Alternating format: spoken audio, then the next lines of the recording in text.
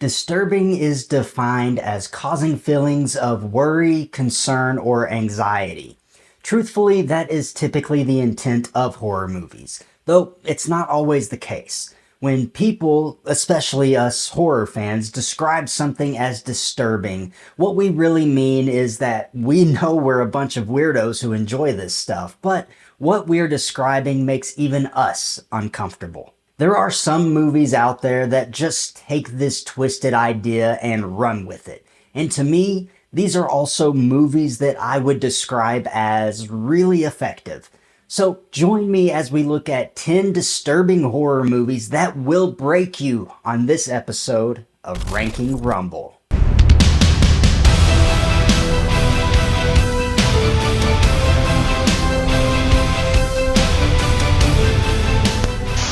Welcome back to WWH. My name is Andrew Dreamer. I don't know about you, but I use horror movies as an escape. For whatever reason, they bring me peace. Most normal people would probably say I'm weird for that. I know my family thinks it makes me weird, but you know what? I don't care. I don't care what anybody thinks. I love living in this weird little horror bubble that brings me comfort. Horror movies make me feel good. That being said, the films we will be discussing and ranking today do not make me feel good. These movies really do disturb me. And again, I'm not easily disturbed. But these actually make me feel uncomfortable, fidgety, and maybe even a little queasy. But as a horror fan and a YouTuber, I feel it is my responsibility to talk about them nonetheless. I don't normally say this, but I think I should for this particular ranking. There will be spoilers involved here, as a lot of the disturbing elements of these movies involve key aspects of them. So just keep that in mind. And go ahead and leave me a comment down below telling me what movie has left you feeling that ultimate sense of unease and discomfort.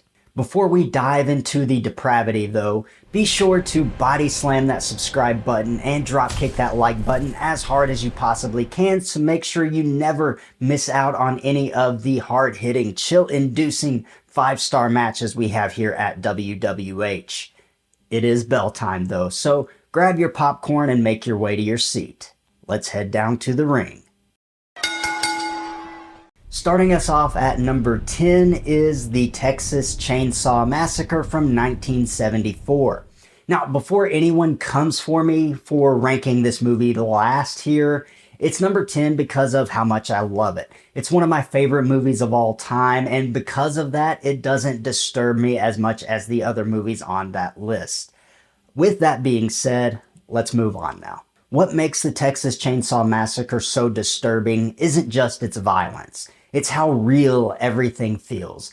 Tobe Hooper crafted the film with a near documentary style, using grainy cinematography, harsh lighting, and uncomfortable close-ups that strip away any sense of cinematic safety. It feels less like watching a movie and more like stumbling onto something that you were never really meant to see. The lack of a traditional musical score in many scenes amplifies this realism as well, replacing it with mechanical noises, animal-like sounds, and an oppressive silence that makes every moment feel raw and unfiltered. Another major factor is the film's atmosphere of decay and moral rot.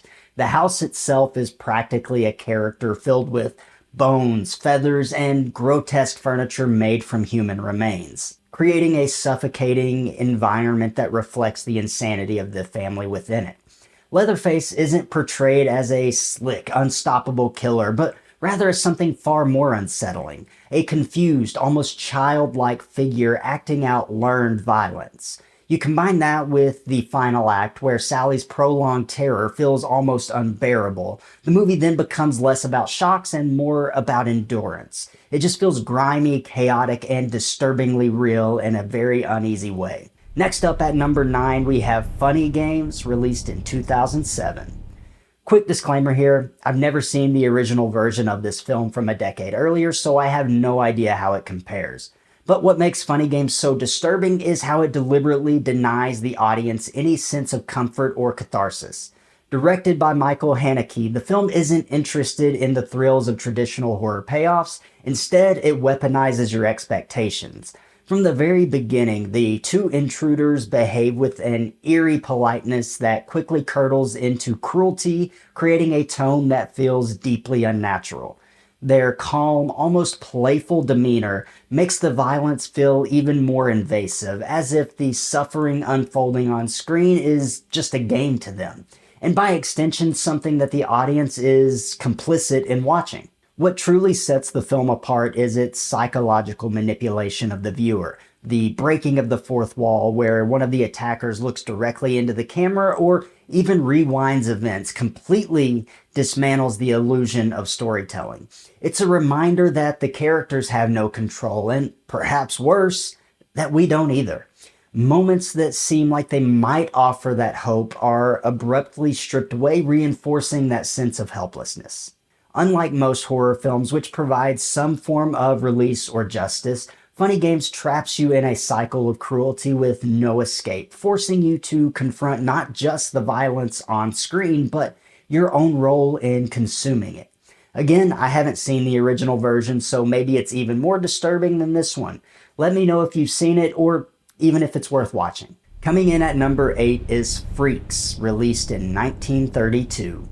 Freaks is so uncomfortable because it blurs the line between empathy and exploitation. Directed by Todd Browning, the film famously casts real sideshow performers, presenting them not as monsters, but as fully human, capable of love, loyalty, humor, and community. That authenticity is kind of what unsettles viewers. The so-called freaks are often the most compassionate characters in the film, while the normal people, particularly Cleopatra, embody cruelty and manipulation. This inversion forces the audience to confront their own biases, making the discomfort feel deeply personal rather than purely fictional. The film becomes truly disturbing in its shift from slice-of-life drama to something far darker and more primal. The infamous banquet scene with that haunting "one of us" chant starts as a moment of acceptance, but quickly turns into something eerily ritualistic and oppressive. By the time the story reaches its climax, the tone is transformed completely. What once felt like a tragic morality tale becomes a nightmarish act of revenge. The final imagery is especially unsettling, not just for its shock value, but because it feels like a complete moral collapse.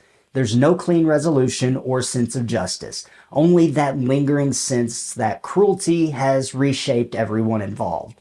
That emotional and psychological dissonance is what makes Freaks endure as one of the most uniquely disturbing films ever made. And honestly, Todd Browning's career never truly recovered after this, as he only completed 4 more films after Freaks. Our number 7 entrant is Tusk, released in 2014. What makes Tusk so disturbing is how it blends absurdity with deeply unsettling body horror. Directed by Kevin Smith, the film starts off with a strange, almost comedic premise, which makes its descent into horror feel even more jarring. The idea of a man being surgically transformed into a walrus sounds ridiculous on paper, but the film commits to it with a sincerity that becomes something deeply unhinged. As the transformation progresses, the loss of identity becomes the real horror. Watching a human being stripped away of their autonomy, voice, and even their humanity, it's far more disturbing than the physical changes alone. Another element that makes the film so effective is the performance of Michael Parks as Howard Howe, whose calm, philosophical demeanor masks something deeply unhinged. His long monologues create an eerie atmosphere, making the horror feel intimate and inescapable rather than chaotic. By the time the film reaches its conclusion, it leaves you with a sense of lingering unease rather than resolution. There's no real escape from what's happened, no return to normalcy, just the horrifying implication that the transformation is permanent. At number 6, we have Cannibal Holocaust, released in 1980. This is one of those movies that you probably won't watch more than once. I mean, it really blurs the line between fiction and reality. Directed by Ruggero Deodato, the film's story is structured around recovered footage, making it feel like you're watching something that was meant to be completely forgotten.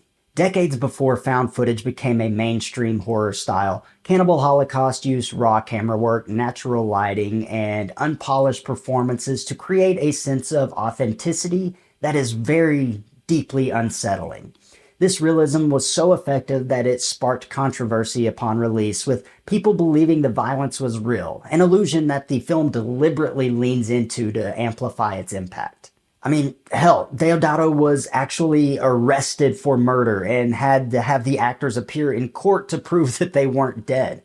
But what truly pushes the film into disturbing territory, though, is its unflinching cruelty and moral ambiguity. The violence isn't stylized or exaggerated. It's abrupt, messy, and often lingers far longer than is to be expected. It forces you to sit with it. More unsettling still is the film's underlying message. The supposed civilized documentary crew often behaves with more brutality than the people they're documenting. That reversal creates a sense of unease that goes beyond shock value, suggesting that something darker about human nature itself is there. You don't get relief or justification, only that lingering question about exploitation both within the story and in the act of watching it. Next up at number 5, we have Eden Lake, released in 2008. What makes Eden Lake so disturbing is how grounded and plausible its horror feels. Directed by James Watkins, the film strips away anything supernatural and replaces it with a situation that feels like it could happen to anyone, an ordinary couple in the wrong place at the wrong time. The setting plays a huge role in this, taking a peaceful, isolated countryside and slowly turning it into a hostile, inescapable trap. There's no outside force to blame, no larger mythology, just a gradual escalation of tension that spirals into something brutally out of control. What really lingers, though, is the film's bleak view of human behavior. The violence carried out by the group of youths isn't stylized or flashy. It feels impulsive, chaotic, and disturbingly real, which makes it harder to process. The powerlessness of the protagonists adds to that discomfort, as every attempt to regain control only seems to make things worse. By the time the film reaches that final act, it abandons any sense of hope or justice, replacing it with a crushing inevitability. That refusal to offer catharsis is what makes Eden Lake so effective. It doesn't just scare you in the moment. It makes you feel exposed and vulnerable in a way that turns your stomach. I remember the first time I watched this movie, I genuinely just felt so bad for the characters. What should have been a nice getaway became a life or death situation that ended with a real fucking gut punch. Coming in at number 4 is The Last House on the Left, released in 1972. What makes this movie so disturbing and difficult to watch is its raw, almost documentary-like presentation of violence. Directed by the legendary Wes Craven, the film avoids the stylized or exaggerated approach that many horror films rely on. Instead, it presents brutality in a way that feels uncomfortably grounded and drawn out, forcing the viewer to sit with every moment rather than cutting away for relief. The grainy cinematography and low-budget aesthetic only add to this effect, making it feel less like a constructed film and more like something that's just disturbingly real. There's no sense of distance or safety, just an overwhelming feeling of helplessness as the events unfold. What makes the film even harder to endure is its emotional cruelty and lack of traditional catharsis. The violence isn't framed as thrilling or entertaining. It's ugly, dehumanizing, and deeply upsetting. Even when the narrative shifts towards revenge, it doesn't offer the kind of satisfaction audiences might expect. Instead, it leaves behind a sense of moral emptiness, as if the cycle of violence has only corrupted everyone involved. That bleakness, combined with the film's willingness to push boundaries far beyond what most people are comfortable with, is what cements The Last House on the Left as one of the most notoriously disturbing films ever made. I mean, this was Wes Craven's first film, and it definitely left a mark. That much is for sure, but it certainly bothers me. Our number 3 entrant is I Spit on Your Grave, released in 1978. Both this film and the previous entry share a similar disturbing quality, particularly in how both films belong to that same subgenre and rely on a raw, almost grindhouse realism. Both movies present violence in a way that feels unfiltered and deliberately uncomfortable, rejecting the polished style of mainstream horror. They also follow a similar emotional trajectory, an extended period of cruelty followed by a revenge arc that flips the power dynamic. However, in both cases, that revenge doesn't fully cleanse the horror, it just reframes it. Where they align most strongly, though, is in their intent to provoke rather than to entertain. They're less about thrills and more about endurance. But what elevates I Spit on Your Grave in this context is just how long it lasts. The extended assault sequence is not just shocking, it's exhausting, drawn out to the point where it becomes deeply uncomfortable to watch.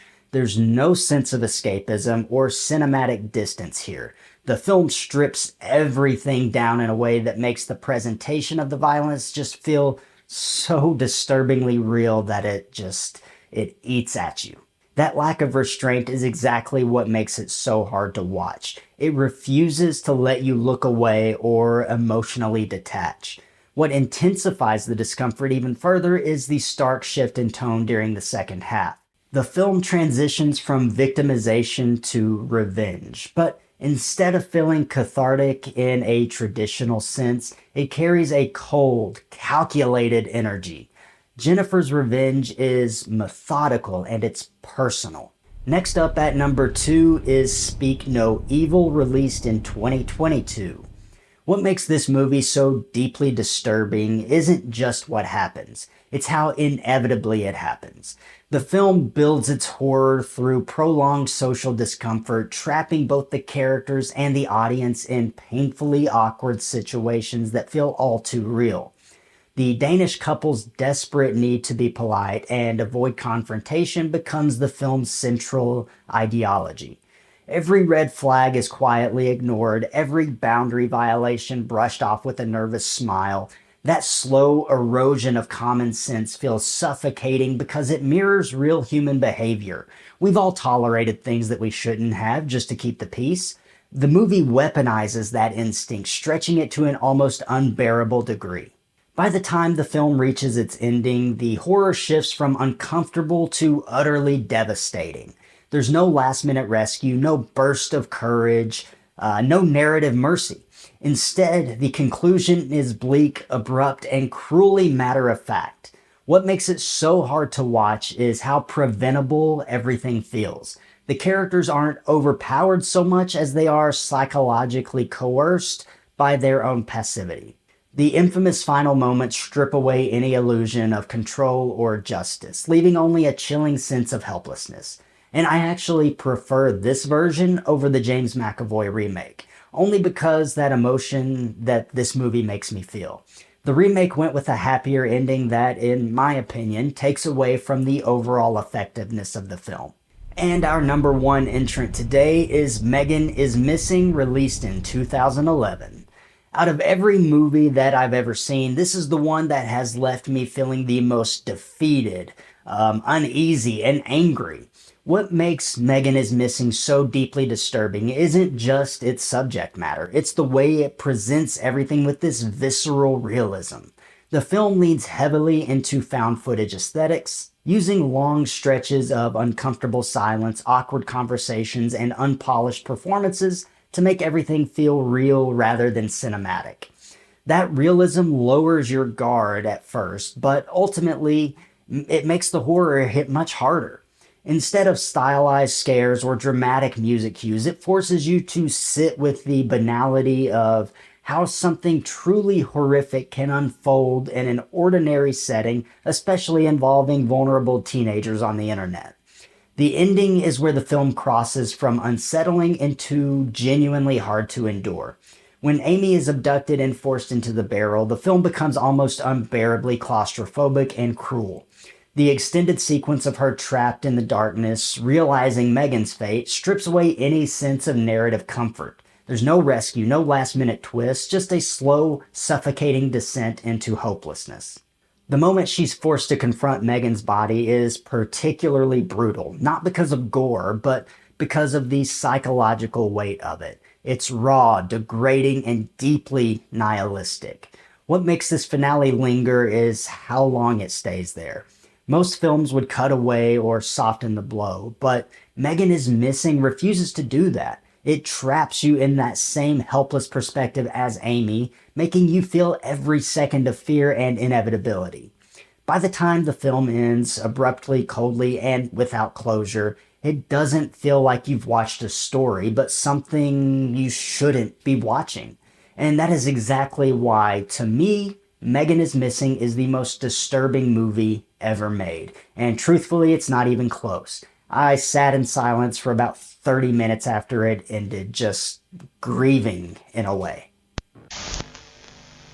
But there you have it. Those are 10 disturbing horror movies that will break you. Do you agree with my picks, or do you have some other contenders? Let me know down in the comments. Again, these movies all make me uncomfortable, but we're all different, so I'm curious what your picks would be for a rumble like this. Now that we've talked about some disturbing horror movies, why don't you check out my last video? And you can do that by clicking the video that's appearing on your screen now. And remember, in the squared circle of horror, there are no countouts for nightmares. My name is Andrew Dreamer, and this is Wrestling with Horror.